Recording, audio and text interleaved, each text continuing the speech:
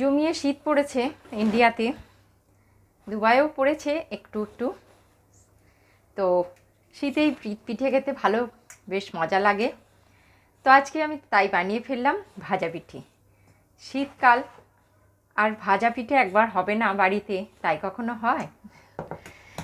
তো দেখতে পাচ্ছেন খুবই সুন্দর দেখতে হয়েছে, আর একেবারে ফুলো ফুলো জালিদার ভাজা পিঠে।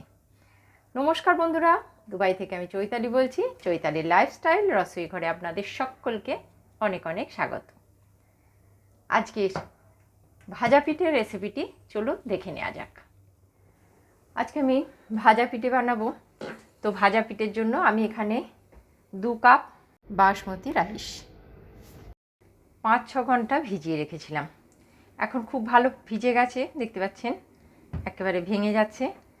বাসমতি রাইস ভিজতে বেশি টাইম লাগে না। আমি এই কাপের 2 কাপ চাল নিয়েছি। তো এগুলো এখন মিক্সি করব, মিক্সি করে আসছি।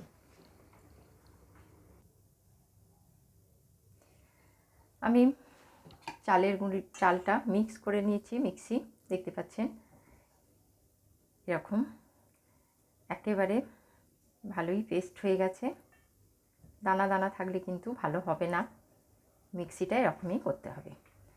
তো এখানে আমি 2 কাপ চালের গুঁড়ি নিয়েছি, 1 কাপ ময়দা নেব। ভাজা পিঠেতে ময়দা লাগে, ময়দা অল্প অল্প ময়দা দিয়ে আমি এটাকে আগে ভালো করে মিক্স করে নেব। একবারে ময়দাটা দেব না, অল্প অল্প দেব আর অল্প অল্পভাবে মিক্স করব। আর এখানে নিয়েছি 1 কাপ গুড়। আমি ডালা গুড় 1 কাপ ভেঙে নিয়ে সেটাকে মেল্ট করে নিয়েছি। এটাও অল্প অল্প দিতে থাকবো।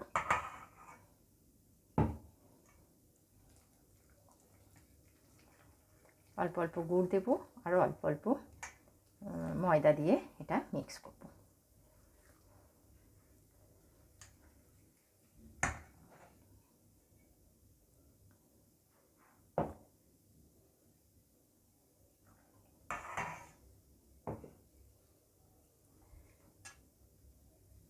এরকমভাবে আপনারা চাইলে, আমি কিন্তু চাল মিক্সি করে নিয়েছি, আপনারা চাইলে চালের গুঁড়িতেও করতে পারেন, কিন্তু আমি চালের গুঁড়িতে করি না। আমি এরকমভাবেই করি, আমার ভাজা পিঠে খুব ভালো হয় এরকমভাবে মিক্সি করে বানালে। আপনারা এরকমভাবে একবার বানিয়ে দেখবেন, আপনাদের ভাজা পিঠেও খুব ভালো হবে, খুব সুন্দর ফুলবে। আমি সমস্ত গুড় দিয়ে দিয়েছি আর ময়দাটাও মিক্স করা হয়ে গেছে। দেখতে পাচ্ছেন খুব সুন্দর একটা মসৃণ ব্যাটার হয়েছে, কোনো রকম ময়দার লাম্পস নেই। তো এরকমভাবেই প্রায় কম করে 10 থেকে 15 মিনিট এটা এরকমভাবে ফেটাতে হবে। হাতে করেও ফাটাতে পারেন, যত ফেটাবেন ভাজা পিঠে তত সুন্দর ফুলবে। তো আমি এখানে 1 টিস্পুন লবণ দিয়ে দেব। মিষ্টি জিনিসে লবণ অবশ্যই দেবেন। আর এখানে আমি 1/2 কাপ চিনি নিয়েছি, 1 কাপ গুড় দিয়েছি, 1/2 কাপ চিনি নিয়েছি। তো আমি চিনিটা কিন্তু এখন হাফ দেব। চিনি মিষ্টিটা আপনারা কিন্তু আপনাদের মতো দেবেন।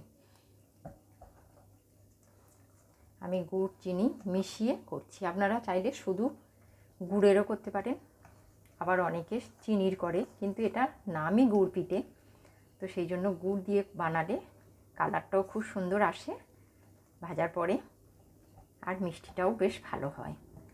তো আমি মিষ্টি হাফ দিলাম, চিনি গুড় দিয়েছি।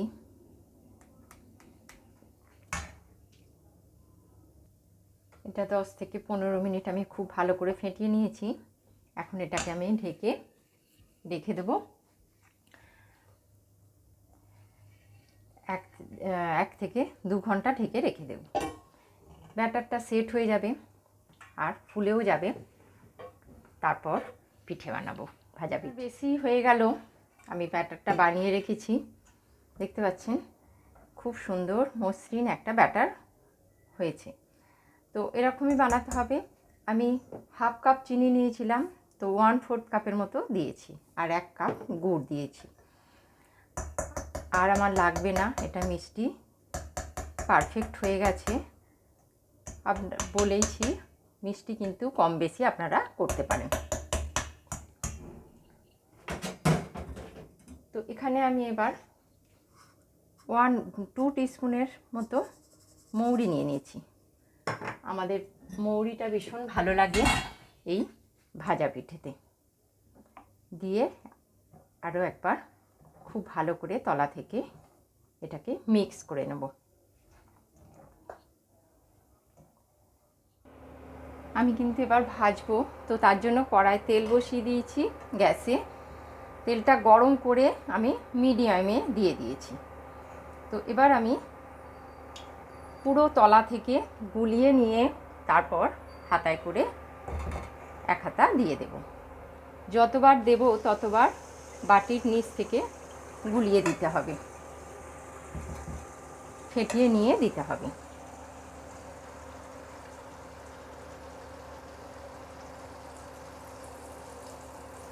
দেখতে পেলেন এটা নিজেই উপরে ভেসে এলো, কোনো রকম লেগে যায়নি, আর পুরির মতো একেবারে ফুলে গেল।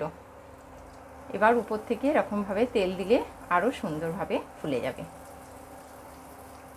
ব্যাটার যত ফ্যাটাবেন তত ফুলবে গুড় পিঠে বা ভাজা পিঠে। কিছুই করার দরকার নেই, শুধু ফ্যাটাতে হবে আর ব্যাটারটা ঠিক মতো বানাতে হবে। খুব পাতলাও না, আবার খুব গাঢ়ও না। এমনিতেই ভাজা পিঠে ব্যাটার একটু গাঢ় হয়ে থাকে, পাতলা হয় না। ব্যাটার ঠিকঠাক হলে ভাজা পিঠে পারফেক্ট হবেই। দেখতে পাচ্ছেন খুব সুন্দর একেবারে ফুলে গেল।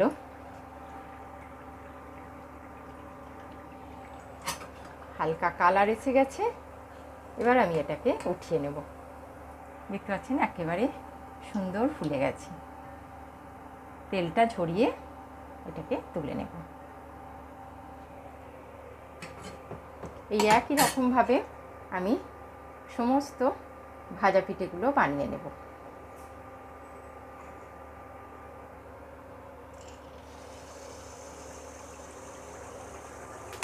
আমি খুব বড় দিচ্ছি না, ছোট ছোট সাইজের বানাচ্ছি। আপনারা চাইলে বড়ও বানাতে পারেন, কিন্তু ছোটগুলো দেখতে বেশ ভালো লাগে, তাই আমি ছোট ছোট সাইজেরই বানাচ্ছি। এই যে দেখতে পাচ্ছেন খুব সুন্দর দেখতে হয়েছে। এটাও ফুলে গেল।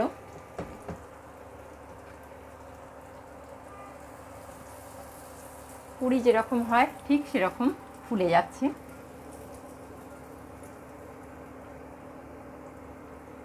আপনারা বানান, আপনাদেরও খুবই ভালো হবে ভাজা পিঠে। যেরকমভাবে দেখিয়ে দিয়েছি ঠিক সেই একই রকমভাবে ডোরটা বানাবেন।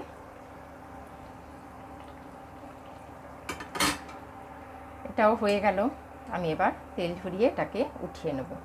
এর থেকে বেশি করলে শক্ত লাগবে, এরকমই তুলতে হবে, তবে নরম খেতে লাগবে। এরকমভাবে আমি সমস্ত ভাজা পিঠে বানিয়ে নেব।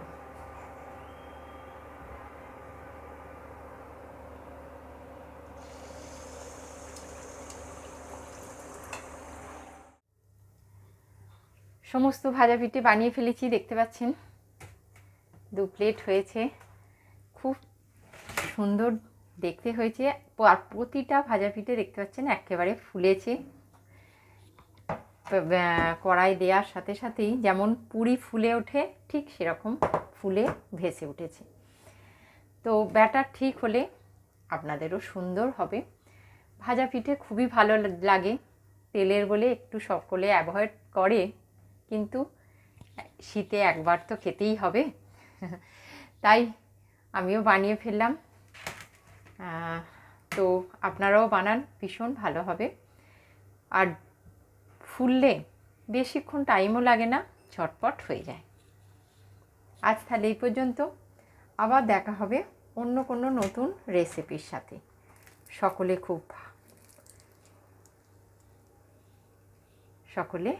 খুবই ভালো থাকবেন। দেখতে পাচ্ছেন ভিতরে একেবারে জালি, এরকমই ভাজা পিঠে দেখতে হয়। আজ তাহলে এই পর্যন্ত।